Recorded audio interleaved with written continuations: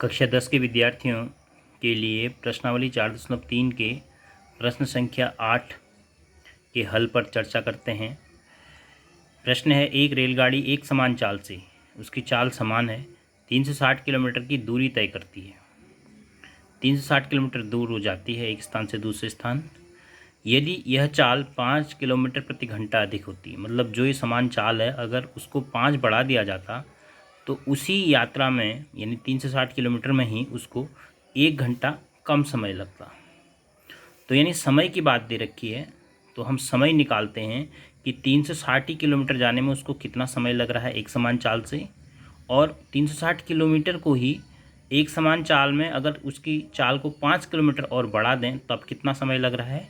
उन दोनों समयों के बीच का अंतर दे रखा है 1 घंटा कम, यानी बाद में जो समय लगेगा वो पहले के समय से 1 घंटा कम। तो हमें रेलगाड़ी की चाल ज्ञात करनी है, एकमात्र चीज़ हमें ज्ञात करनी है, उसको हम एक चर x के रूप में मान लेंगे। माना रेलगाड़ी की चाल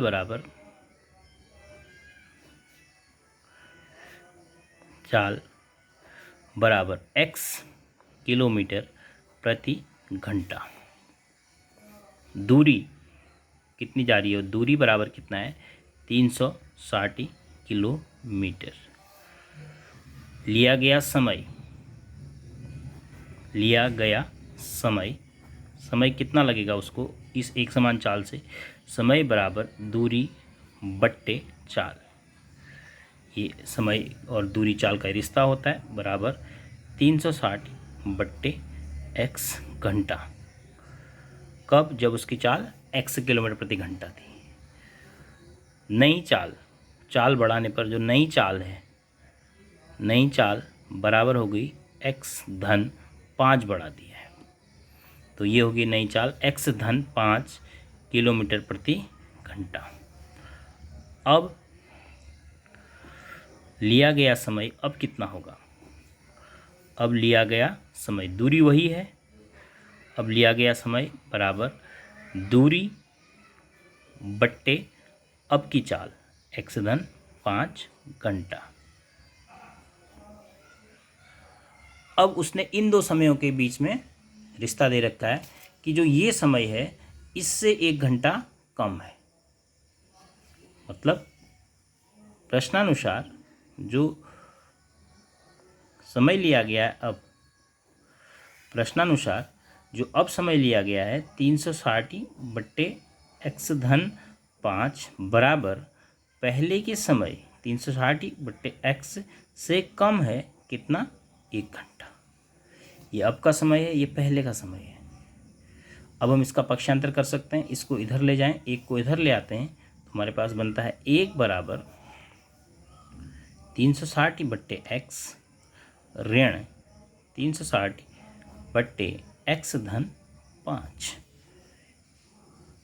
क्योंकि हमने ऋण 1 को इधर लाए तो ये धन 1 हो गया और ये पूरा ही धन में है, इसको उधर लेंगे तो ऋण हो गया। अब इसको हम बहुत आसानी से हल कर सकते हैं। इसमें हम एलसीएम ले ले, पहले 360 कॉमन भी ले सकते हैं आप, अगर कॉमन नहीं लेना है तो 360 गुणा x धन 5 ऋण 360 गुणा x बट्टे x गुणा x धन 5। हमने कुछ नहीं किया, जैसे भिन्न के जोड़ करते हैं, 360 से इसको गुणा करेंगे, 360 से इधर गुणा करेंगे, दोनों हर गुणा हो जाएंगे, तो 1 बराबर हो गया। अब हम 360 कॉमन ले लेते हैं, 360, तो हमारे पास बचता है x धन 5। देखो इसमें से 360 हमने कॉमन ले लिया तो x धन 5 ऋण 360 कॉमन ले लिया तो x बचा, बट्टे इसको गुणा कर दिया तो x स्क्वायर धन 5x।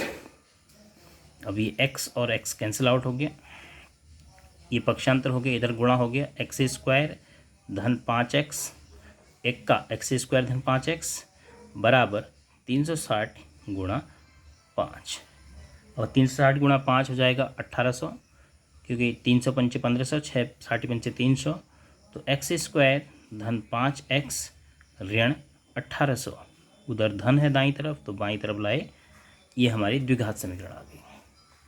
अब इस द्विघात समीकरण के आपने हल करने हैं x का मान निकालने का। चलिए इसको छिद्राचार्य सूत्र से करने की कोशिश करते हैं। a की जगह 1, b की जगह 5 और सी की जगह ऋण 1800। तो कैपिटल डी बराबर बी स्क्वायर माइनस 4ac निकाल लेते हैं। तो बी स्क्वायर 5 का वर्ग ऋण 4 गुणा 1 गुणा ऋण 1800। तो ये जाएगा 5 बच्चे 25 और 4 और ऋण गुणा होके धन 18 चक्को 72। तो ये हो जाएगा 7225। और जिसको वर्गमूल निकालने की ट्रिक आती है, ये बहुत ही आसान वर्गमूल है, क्योंकि देखो 8 नम 72 होता है, तो इसका 85 आएगा वर्गमूल। लास्ट के 2 अंक 25 हैं और ये लगातार 2 क्रमागत संख्याओं का गुणनफल है 8 नम 72, तो इसका वर्गमूल आएगा 85। आप निकाल भी सकते हैं। तो इसका वर्गमूल आ जाएगा तो x का मान बहुत आसानी से आ जाएगा। तो छिद्राचार्य सूत्र से x बराबर होता है -b प्लस माइनस √d/2a। तो -5 प्लस माइनस वर्गमूल 7225/2 गुणा 1। तो ये हो गया ऋण 5 धन ऋण 85, इसका वर्गमूल 85/2। तो एक तो हो गया ऋण 5 धन 85/2 कॉमा ऋण 5 ऋण 85/2।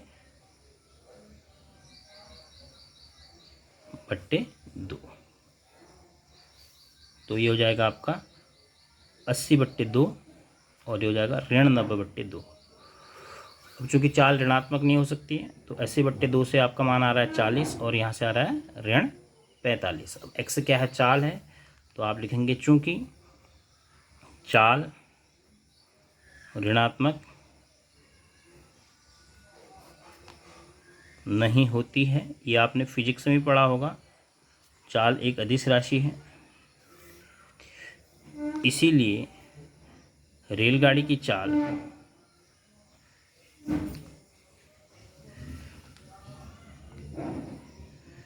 बराबर 40 किलोमीटर प्रति घंटा। ये आपका आंसर हो गया। इस प्रकार से हम इस क्वेश्चन को करेंगे। बहुत बार जब आपके पास द्विघात समीकरण आ रही हैं, तो कभी आप गुणनखंड विधि का इस्तेमाल कर रहे हैं, तो कभी आप द्विघात सूत्र का भी इस्तेमाल कीजिए, जिससे कि आप उसको भी याद रखेंगे, भूल नहीं पाएंगे। तो इसी प्रकार का एक अगला सवाल है इसमें, उसको अब आप खुद कोशिश कीजिए, क्योंकि उसमें भी समय के अंतर के आधार पर ही है वो सवाल। तो बाकी और जो नया होगा वो मैं आपको अगले वीडियो में बताऊँगा।